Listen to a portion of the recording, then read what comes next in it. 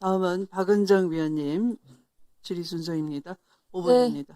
법원행정처장님, 오늘의 처장님의 태도는 매우 충격적입니다.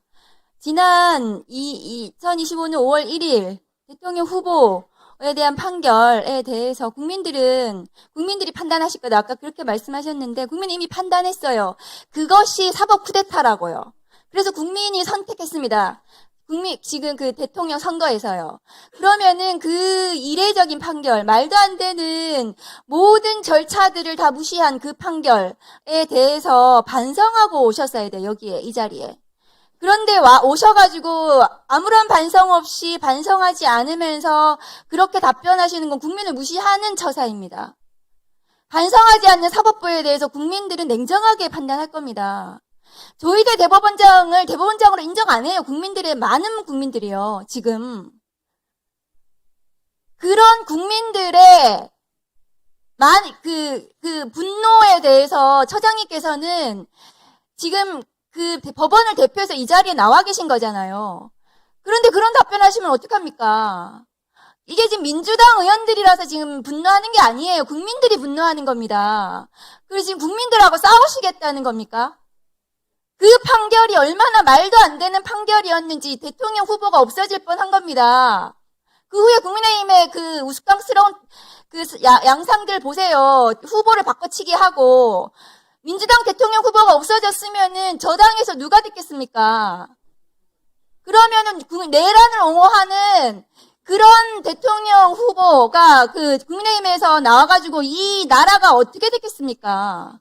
반성을 하셔야 돼요. 그런데 지금 법원이 지기현 판사가 형사소송법을 정면으로 위반해서 내란 수계를 풀어주더니 우인성 판사는 지금 김건희에 대한 재판에서 공범들에 대한 확정된 판결하고 정면으로 배치되는 판결을 했습니다. 공소시효와 관련해서요.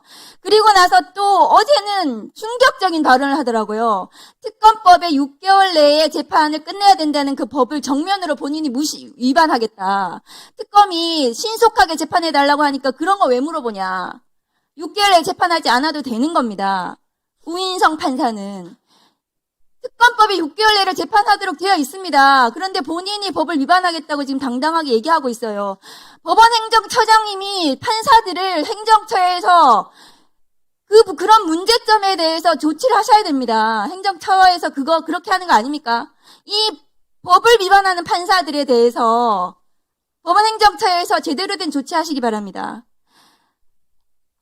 법무부 장관님. 예.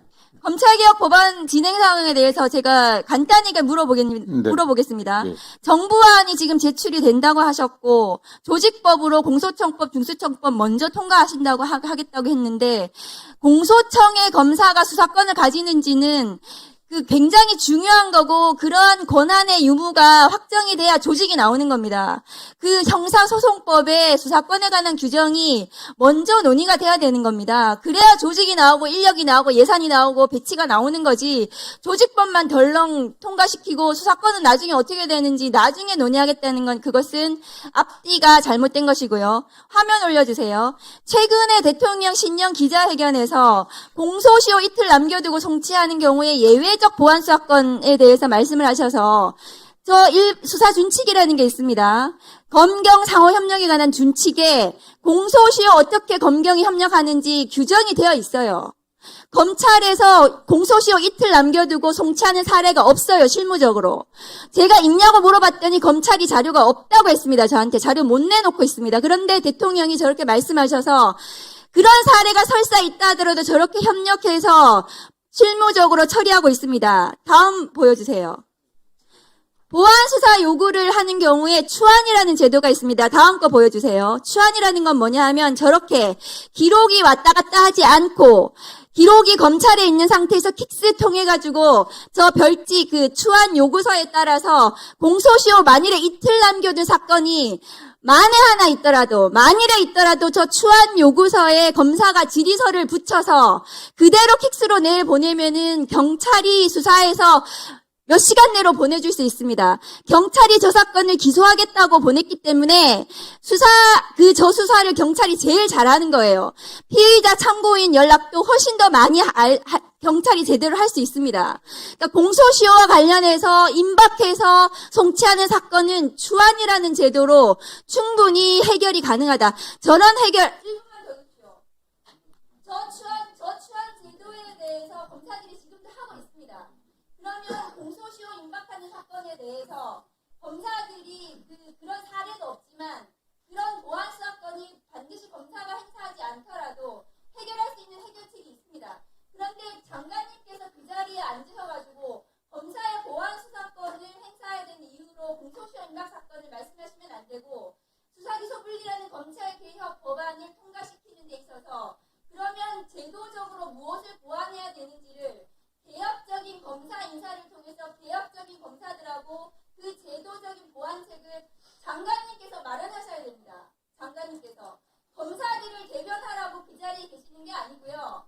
개혁적인 검찰 개혁에 대해서 제도적으로 무엇이 필요한지 저런 문제에 대해서 어떻게 해결할 것인지를 장관님께서 해결책을 마련해서 국민들께 설명하셔야 되는 겁니다. 민주 진보 진영의 시민들은 우리가 가장 사랑했던 대통령을 검찰 수사로 잃었던 슬픔이 있습니다. 그 상실감을 언제나 기억하시고 검찰 개혁에 대해서 책임감 있게 해주셨으면 좋겠습니다. 예, 저는 의원님 좋은 말씀 감사드리고요. 수사기소의 확실한 분리라는 대원칙에 손상을 가겠다는 생각은 1도 없습니다. 그리고 다만 정부 안에 아시겠지만 총리실에 지금 어쨌든 TF 구성돼 갖고 같이 의논들 하고 있습니다. 그리고 저희가 지금 인사도 말씀하셨지만 할 수 있는 한 물론 어떤 분이 개혁적인 검사인지 개혁적이지 않은 검사인지 제가 또 양단을 나눌 수는 없습니다. 다만 그래도 검찰 개혁에 같이 할 수 있는 그런 분위기를 조성하려고 저희도 최대한 노력을 다 하고 있고요. 의원이 염려하시는 검찰이 다시 수사권을 갖고서 그 권한을 오용하고 남용하지 않을 수 있는 그런 제도를 만드는 데 저희도 관심을 갖고 노력하고 있습니다. 네. 보안 수사권은 수사권이기 때문에 수사권을 검찰에 남겨두는 한 그 상황은 되풀이됩니다. 그런데 지금 보안 수사권을 남겨두겠다고 하는 저런 사례들이 사실상 실무에 있는 제도적인 보완책이 충분히 있는데도 불구하고 수사권을 남겨두는 이유가 되어서는 안 되는 거죠. 예. 저런 해결책을 장관님께서 실무적으로 무엇이 시행되고 있는지를 찾아보시고 제도적으로 마련해가지고 그것을 국민들께 설명을 드리고 제도 관습을 마련하셔야 되는 겁니다. 예, 저희도 다양한 의견들을 준비해갖고 그 TF에 제출하고 있고요. 저는 보안 수사의 방점에 보완하는 점, 경찰 수사의 미진한 부분들, 그걸 어떻게 보완할 건지 저는 늘 그렇게 표현했습니다. 그래서 그 여러 형태가 있겠지만 의원님께서도 많은 또 의견을 주시고요. 저희도 그런 면에서 의원들 염려하시는 검찰이 다시 권한을 남용해갖고 할 수 있는 그런 상황이 오지 않게 또 최선을 다하도록 노력을 하겠습니다. 네. 그것이 보완이 될지 남용이 될지 알 수 없는 것이 수사권입니다. 네. 그 보완은 경찰을 통해서 보완 수사 요구를 통해서 충분히 가능합니다. 그렇게 가능한 제도적인 장치들을 장관님께서 마련해야 되는 것이 국민 주권 정부의 검찰 개혁을 하는 장관님의 역할입니다. 일단 저희들도 의견을 내고요. 일단 경찰이나 어쨌든 정부 안에서 여러 가지 또 교수들하고 자문단하고 같이 논의를 좀 더 진척시키도록 하겠습니다.